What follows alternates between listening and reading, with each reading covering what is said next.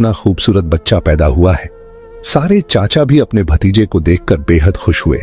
यहां तक कि जब अब्बू लहब की बांदी सौबिया ने जाकर अब्बू लहब को ये खुशखबरी सुनाई, ए अब्बू लहब, तुझे भतीजा मुबारक हो, तो ये सुनकर अब्बू लहब इतना खुश हुआ कि उसने अपनी बांदी सौबिया से कहा, जा, मैंने तुझे अपने भतीजे की खुशी में आजाद कर दिया। हजरत अब्दुल मुत्तलिब बहुत बूढ़े हो चुके थे, मगर खुशी इतनी ज्यादा थी कि वो अपने पोते को गोद में लिए काबा की तरफ दौड़ते चले गए। सारे मक्का वाले भी खुशी से नारे लगाने लगे, लेकिन अब्दुल मुत्तलिब ये कहां जानते थे कि उनका पोता वो इंसान है जिसकी खातिर अल्लाह ने ये पूरी दुनिया बनाई।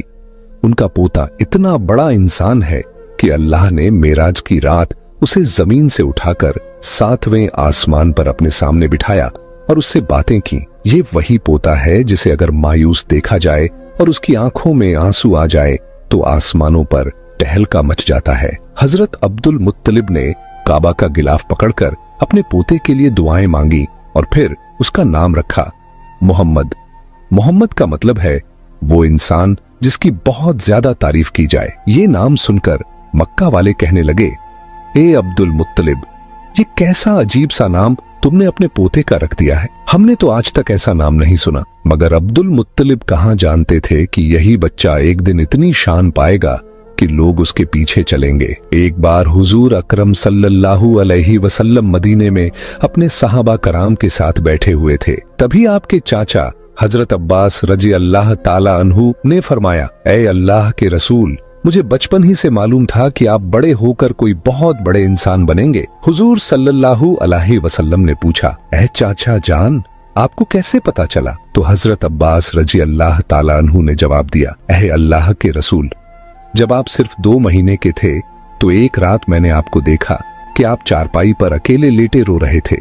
मैंने आपको चुप कराने की कोशिश की, मगर आपने मेरी तरफ नहीं देखा, बल्कि अचानक आसमान की तरफ देखकर मुस्कुराने लगे। मैं हैरान रह गया। फिर जब मैंने भी आसमान की तरफ देखा तो मेरी आंखें फटी की फटी रह गईं। मैंने देखा कि चांद आपकी उंगली के इशारे पर नाच रहा है। आप जिधर उंगली ले जाते चांद उधर ही चला जाता। ये मंजर देखकर मैं समझ गया कि आप कोई आम इंसान नहीं हैं। हुजूर सल्लल्लाहु अलैहि वसल्लम ने फरमाया, हाँ मेरे चाचा जान, आप सही कह रहे हैं।